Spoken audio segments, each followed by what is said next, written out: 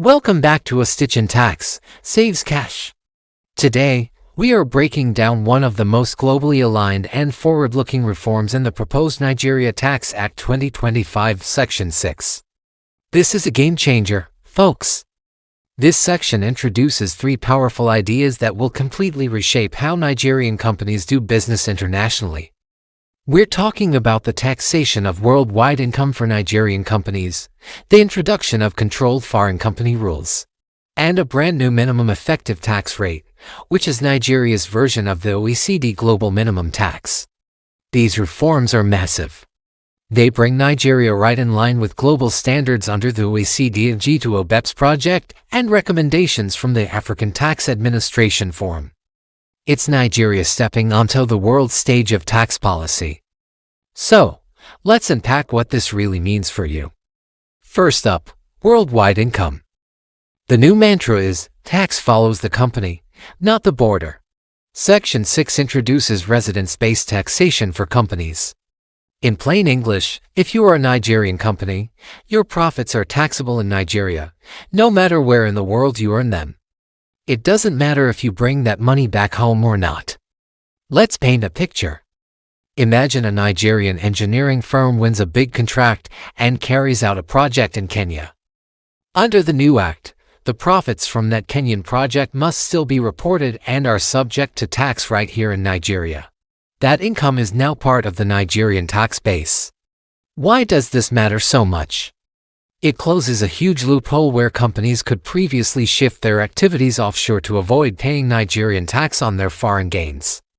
The days of earning abroad and leaving the taxman at the border are coming to an end. This single change ensures that value created by Nigerian entities contributes to Nigeria's economy, regardless of where the final transaction happens. Next, let's talk about the Controlled Foreign Company Rules, or CFC rules. This is one of the strongest anti-avoidance tools in the entire NTA 2025. Here's the deal. If a Nigerian company controls a foreign subsidiary and that subsidiary is sitting on a pile of profits without distributing them as dividends, Nigeria can now deem those profits to be distributed and tax the Nigerian parent company on them. Let me simplify it even further.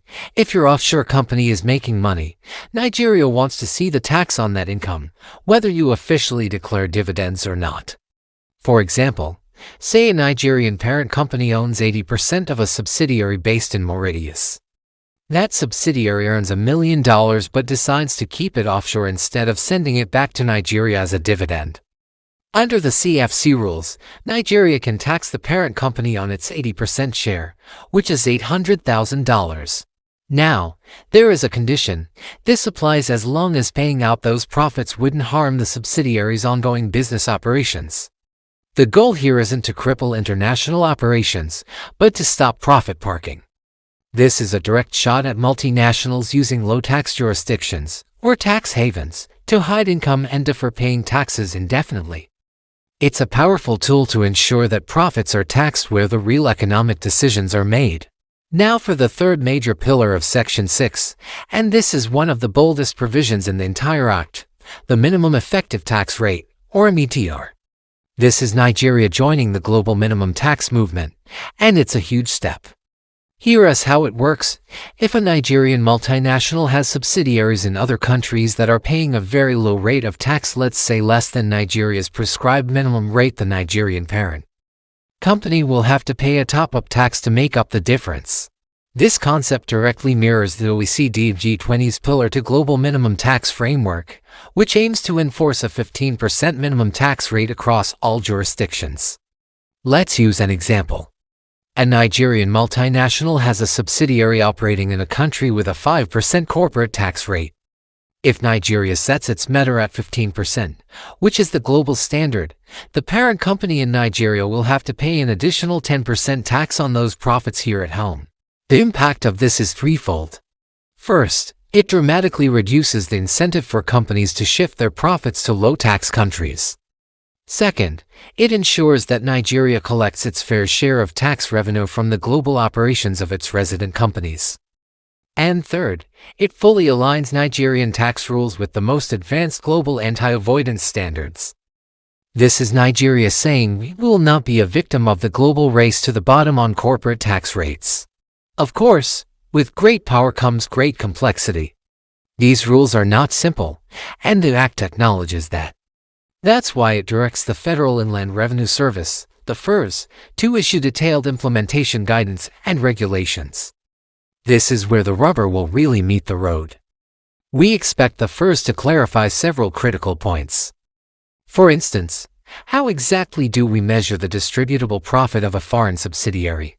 What are the specific tests to determine if distributing those profits would be harmful to the subsidiary's business? How will we calculate the effective tax rates across different jurisdictions, especially when tax laws vary so widely? And critically, what documentation and reporting will Nigerian multinationals be required to provide to prove they are compliant? These guidelines from the FIRS will ultimately determine the real compliance burden on Nigerian companies. Businesses and tax professionals will be watching very closely for these regulations, as they will contain the practical details for navigating this new landscape. So, what do all these changes really mean for businesses? Let's break it down for different groups. For Nigerian companies with international operations, the message is clear: your foreign income must now be declared and will be subject to Nigerian tax. Old strategies of retaining profits offshore to avoid tax may no longer be effective. For multinationals operating in Nigeria, especially those with complex international structures, tax haven setups just became a lot less attractive. The new top-up taxes will ensure that a minimum level of tax is paid somewhere in the world, and Nigeria is positioning itself to collect its share. For tax professionals like us, this is a huge development. Advisory opportunities are set to explode in areas like cross-border tax planning, corporate restructuring to align with the new rules, and of course, compliance. And finally, for Nigeria's tax system as a whole, this is a monumental shift. It promises greater revenue stability, stronger global respect and credibility, and full integration into the modern norms of international taxation. It's about securing our tax base for the future.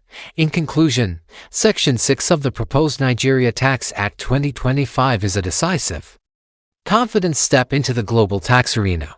With worldwide income taxation, powerful CFC rules, and a minimum effective tax rate, Nigeria is sending a clear signal that it will protect its tax base, discourage aggressive profit shifting, and align with international best practices. The success of these ambitious reforms will, of course, depend on proper implementation through clear FIRS regulations, a commitment to corporate transparency, and close cooperation between Nigerian taxpayers and our global partners. This is the future of tax in Nigeria, and it's happening now.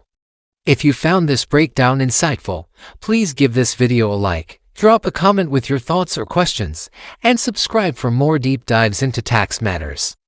Don't forget to share this video with any tax professional, CFO, or business owner who needs to stay ahead of Nigeria's global tax reforms. I'm Olatunji Abdulrazak, founder and CEO of TaxMobile.online. Remember, a stitch in tax saves cash. See you in the next video.